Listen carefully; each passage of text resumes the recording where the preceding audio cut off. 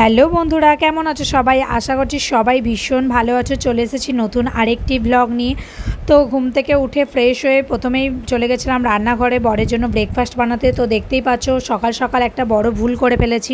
কালকে ছিল রথ, তো রথের দিন পটল আর কলমি শাক খেতে থাকে না। তো আমার ঘুম থেকে উঠে একদমই মনে ছিল না। তো আমি পটলটা বললাম কটা পটল পড়ে আছে তো ভেজে ফেলি, রুটির সাথে বর খেয়ে নেবে, ভালো লাগবে, আর আমরাও খেয়ে নেবো ভাতের সাথে দুপুরে। তো ওই হিসেবে ভেজেছি। ভাজার পর মনে পড়লো আজকে তো রথ, তো রথের দিন তো পটল আর কলমি শাক খেতে থাকে না, তো কি করা যাবে, আর খেলাম না, বরকেও দিইনি, আমরাও খেলাম না। তো তারপরে এখানে ঢ্যাঁড়স আর আলু কেটে নিয়েছিলাম, নিয়ে একটু তরকারি বসিয়ে দিয়েছিলাম, প্লেনভাবেই তরকারিটা করেছিলাম, বরকে রুটির সাথে দিয়ে দিয়েছিলাম, আর ওটাই আমরা ভাত দিয়ে খাবো বলে দুপুরে রেখে দিয়েছিলাম। আর আমরা রুটি যেহেতু ব্রেকফাস্টে খাইনি, ব্রেকফাস্টে অন্য কিছু বানিয়েছিলাম, দেখো সব বুঝতেই পারবে। তো এখানে বরের টিফিনটা গুছিয়ে দিলাম, তরকারিটা দিয়ে দিলাম, রুটি, আর আমি বললাম ঘরে পাতা দইটা তো আছে, তুমি বেরিয়ে যাচ্ছ নিয়ে একেবারে চলে যাও সাথে করে। তো ওকে টক দইটা দিয়ে দিয়েছিলাম, আর ও তো একটু নুন খায় টক দইয়ের সাথে, তো তার জন্য ওকে নুন দিয়ে দিয়েছিলাম। তো দিয়ে ও বেরিয়ে গেল। তারপরে এদিকে হচ্ছে ছেলের পছন্দের ব্রেকফাস্ট তৈরি করছি। তো ছেলেকে বলেছিলাম তুই যদি 8টার সময় ঘুম থেকে উঠতে পারিস এক সপ্তাহ, তোকে আমি আলু দিয়ে স্যান্ডউইচ বানিয়ে খাওয়াবো। তো যেমন কথা সেরকম কাজ, ও ঘুম থেকে উঠে গেছিলো প্রত্যেক দিন 8টা 10-15-র মধ্যে উঠে পড়েছিল। তো এবার তো আমি যখন বলেছি আমাকে তো কথা রাখতে হবে, তো ওকে বানিয়ে দিলাম আলু দিয়ে স্যান্ডউইচ। তো ও তো খুব খুশি, আবার সানডে ব্রেকফাস্ট বলে কথা। তো খেয়ে তো পছন্দ হয়েছে, আর সত্যি ভালো হয়েছিল খেতে। তো রেসিপিটাও আনবো তোমাদের জন্য, দেখবে। আমিও প্রথমবার ট্রাই করলাম, আশা করছি ভালোই, তোমাদের মানে ওইভাবে দেখে বানালে ভালোই লাগবে। খেতে কিন্তু ভালো হয়েছিল, খারাপ হয়নি। বরকে বলেছি তুমি আর একটু শরীরটা ঠিক হয়ে যাক, পেটে প্রবলেমটা, তো তোমাকেও বানিয়ে খাওয়াবো। তো এই সব করতে করতে তো মানে বেলা অনেক হয়ে গেল।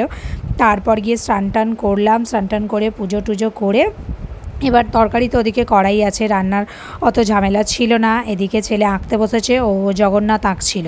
ও বেশ দিনে দিনে একটা করে আঁকে, যেই দিন থাকে রবীন্দ্র জয়ন্তী হলে রবীন্দ্রনাথ ঠাকুর, মানে ও ওটা পছন্দ করে আঁকতে। বাস ভালোই লাগলো, রবিবার আছে, এমনিও সেরকম কোনো কাজ নেই। তো আমি বললাম ঠিক আছে আঁক। তো আঁকলো, সেটা তোমাদের সাথে দেখালাম। কেমন হয়েছে জানাবে কমেন্ট করে।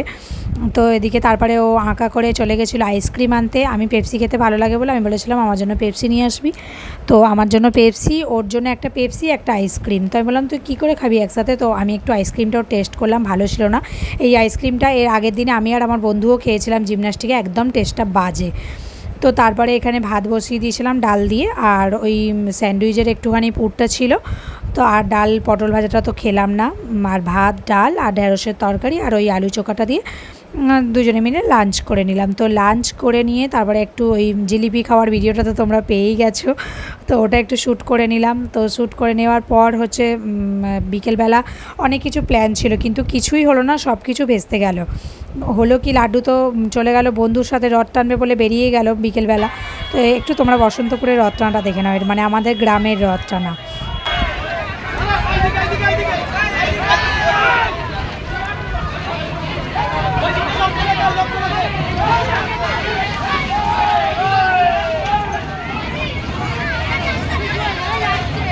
তো রাত্রিরে কি খাওয়ার কথা ছিল আর কি খাচ্ছি দেখো। তো কথা ছিল লুচি করব আর পনির করব। তো ছেলে গেছিলো বন্ধুর বাড়িতে, ওখান থেকে লুচি জিলিপি মানে লুচি তরকারি জিলিপি খেয়ে চলে এসেছে।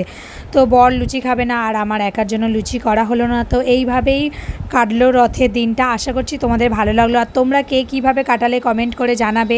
ভালো লাগলে লাইক করে দিও, শেয়ার করে দিও, আর সাবস্ক্রাইব করতে ভুলো না। টাটা।